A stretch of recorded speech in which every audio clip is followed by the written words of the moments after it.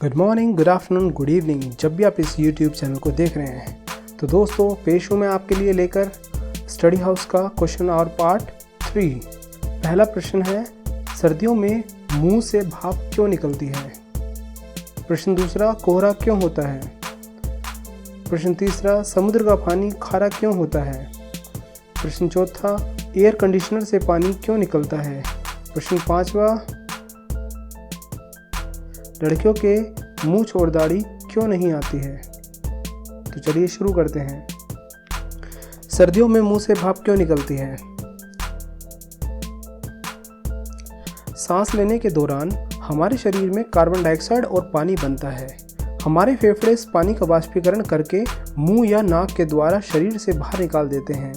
सर्दियों में बाहर का तापमान शरीर से काफ़ी कम होता है, इसलिए जो भी भाप मुंह या नाक के द्वारा शरीर से बाहर निकलती है वह बहुत जल्दी ठंडी हो जाती है और इकट्ठे होकर बादल का धुआं सा बन जाता है।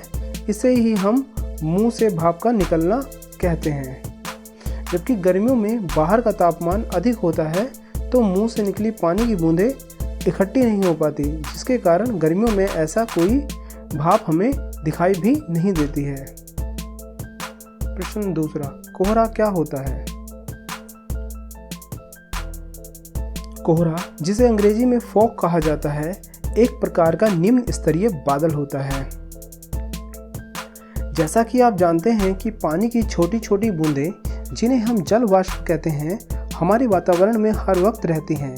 खास बात यह है कि गर्म हवा की अपेक्षा ठंडी हवा अधिक नमी लेने में सक्षम होती है और कोहरा ठंडी आर्द्र हवा में ही बनता है। जमीन के समीप होने पर ठंडी हवा अधिक नमी लेने लगती है और अधिकता के कारण हमारी विजिबिलिटी में काफ़ी कमी आ जाती है। ऐसा प्रायः सुबह व शाम के वक्त होता है।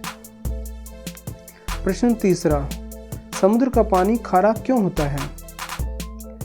हम सभी यह तो जानते ही हैं कि समुद्र में नदियां जाकर मिलती हैं और नदियां पहाड़ों से बहते हुए कई किलोमीटर का रास्ता तय करते हुए समुद्र में गिरती हैं। तो रास्ते में कई प्रकार के लवण मतलब सॉल्ट भी उसमें मिलते जाते हैं और नदी जब तक समुद्र तक पहुंचती है सॉल्ट की मात्रा काफ़ी बढ़ चुकी होती है और इस प्रकार कई नदियों के मिलने से समुद्र का पानी खारा बनता है। लेकिन इसका यह मतलब बिल्कुल नहीं कि समुद्र का खारापन बढ़ता ही जाएगा। दरअसल प्रकृति अपना संतुलन बनाना बखूबी जानती है। समुद्र की वनस्पति तथा जीव जंतु लगातार समुद्र में घुले लवण को उपयोग में लाते रहते हैं, जैसा कि शल्कधारी समुद्री जीव अपना खोल बनाने में काम में लेते हैं और इन जीवों के मरने पर यह खोल चूने के पत्थर का रूप लेकर समुद्र की सतह पर आ जाते हैं और समुद्र की हलचल से किनारे पर पहुंच जाते हैं।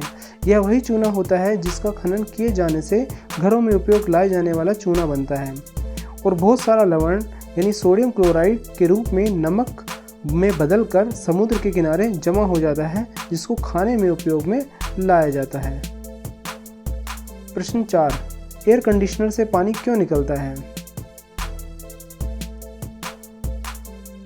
क्या कभी आपने सोचा है कि गर्मियों में जब भी हम ग्लास में ठंडा पानी डालते हैं तो उसके चारों तरफ पानी की बूंदें क्यों जम जाती हैं। दरअसल यह हवा में पानी की उपस्थिति के कारण होता है। ठंडे पानी से ग्लास के चारों तरफ की हवा कंडेंस हो जाती है और वाष्प पानी में बदल जाता है। बिल्कुल इसी प्रकार जब ठंडी हवा एयर कंडीशनर के पाइप से गुजरती है तो आसपास की हवा में उपस्थित वाष्प पानी बन जाता है। यही पानी एयर कंडीशनर के पाइप से लगातार निकलता रहता है। प्रश्न 5वां, लड़कियों के मूंछ और दाढ़ी क्यों नहीं आती है।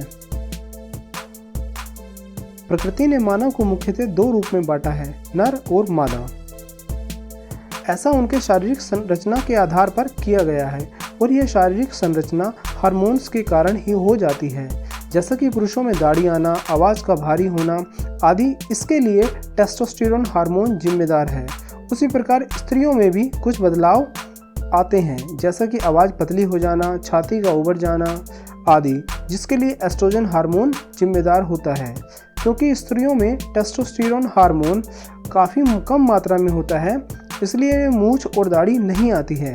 अगर कुछ स्त्रियों में किसी कारणवश यह हार्मोन थोड़ा सा भी ज़्यादा हो जाए तो मूंछ और दाढ़ी उनमें भी हो सकती है। आई होप दोस्तों ये वीडियो आपको पसंद आई होगी। अगर आपके मन में कोई भी सवाल खटखटा रहा है प्लीज़ कमेंट में लिखिए और लाइक, शेयर और सब्सक्राइब करना ना भूलें। और हाँ दोस्तों, घंटा बजाना बिल्कुल ना भूलें। Thanks for watching.